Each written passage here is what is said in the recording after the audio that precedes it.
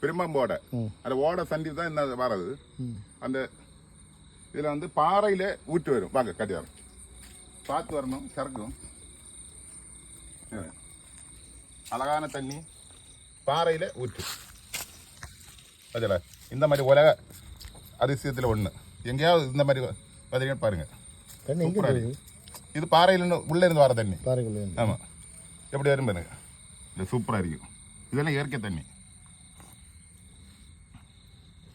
எல்லா நாளும் வந்துட்டே இருக்குமா இல்லை? அப்போ எந்த வரையிலும் இந்த தண்ணி வந்துட்டே இருக்கும். பத்தே செய்யாது.